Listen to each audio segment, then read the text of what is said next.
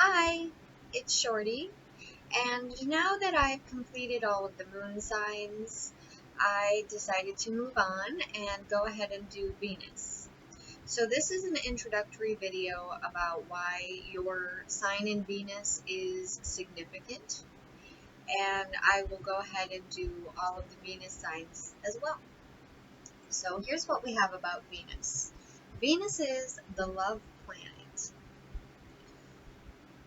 To discover what kind of lover you are, what kind of lover you really want, and what kind of love you one day will be able to enjoy in your life, you need to look up your Venus sign based on your date of birth. So I'll go ahead and provide a link for you to do that. These will tell you what sign Venus was in on the day that you were born. It won't take more than a moment to consult, and the information they may lead you to will change the way you see yourself forever. The nature of Venus and the Venus sign. We're going to find out why some people cannot stand you, yet others feel so powerfully attracted to you that they simply cannot resist your charm. And as Venus rules art and music as much as she rules romance, we're going to explore your instinctive aesthetic preferences. We're going to look at both the shapes and the colors that strike your fancy, plus the figures and the faces that fill your fantasies. Venus is the planet for romances. Her very name conjures up the image of mystery and sensuality, but she is a seductive symbol long before the Romans coined that name for her. The Babylonians called her Ishtar, goddess of fertility. The Sumerians knew her as Inanna, queen of thunder.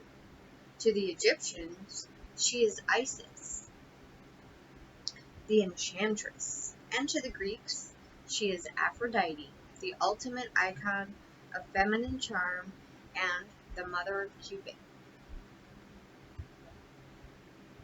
If you are a typical male, your Venus sign represents your ideal woman. Aphrodite wears many disguises. Today, you will see which she dons when she wants to capture your heart.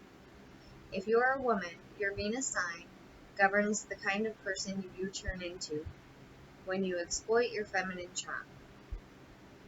Now, I do want to take a moment and mention that the way this book talks about male and female, I don't necessarily agree with.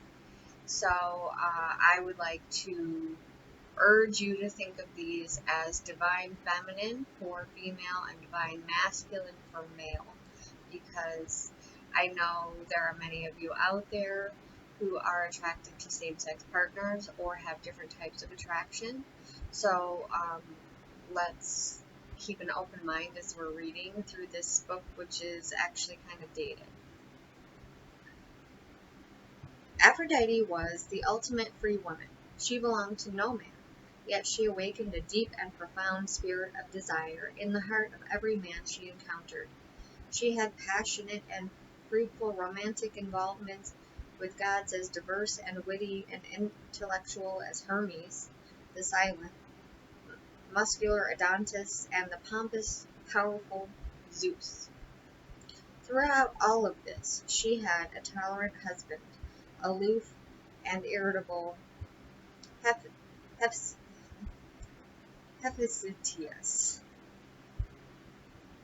the wounded craftsman. Forget for a moment any judgment you might feel inclined to make about her character. We are dealing here with a symbolic goddess, not a real human being, and we must view her in her proper context, an icon of femininity. One day, I hope to write an entire book about her. For our purposes here, though, all we need to understand is that we are dealing with the image of a woman who is attractive to every type of man. A man's Venus sign tells us whether he is more likely to try to appeal to Aphrodite by acting like Hermes and Adonis, Zeus, or a Hephaestus. Not sure if I'm saying his name right. A woman's Venus sign, however, does not tell us about these four symbolic gods she's most likely to be drawn to. There is an image of an ideal man inside of every woman, but to identify this using astrology, we have to look at a woman's Mars sign, not her Venus sign. So we'll go ahead and do that later. For now, while we're looking at the Venus sign, we simply need to remember that every woman has the spirit of Aphrodite somewhere within her, and her spirit is forever a free spirit. If she reserves the right to pick and choose between all four types according to her mood of the moment. In a man's horoscope, the Venus sign represents his ideal female fantasy figure, the guise in which he is most likely to perceive Aphrodite when he thinks of her, and the way in which he would like to relate to her. In a woman's horoscope, the Venus sign represents the way of being which is most likely to make her feel relaxed, at ease, sensual, confident, charming, and appealing. It is what tells us what kind of role is most likely to make her feel supremely free and feminine. Are two people with the same Venus sign compatible? The short answer is sometimes yes, but please don't be misled, especially where you notice that the female description of the Venus sign appears to be a direct match for the male fantasy outlined below. It's more a point in favor of a partnership potential than a cast iron guarantee. Your Venus sign reveals a lot about your attitude to love, but it also speaks volumes about the way you relate to Mother Nature. Mother Nature is a powerful entity. To some, she appears in an impersonal scientific guise. To others, she is very much a living individual with tastes and preference, habits and hobbies, but to all, she is a source of inspiration and support. Without the environment that she so carefully creates, we would have no air to breathe, no water to drink, no sunshine to bathe in, and no world within to pursue the love of one another.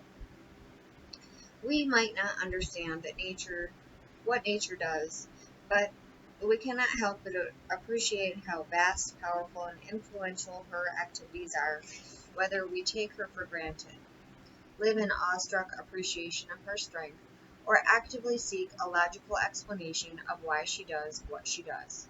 We are bound to have a relationship with her.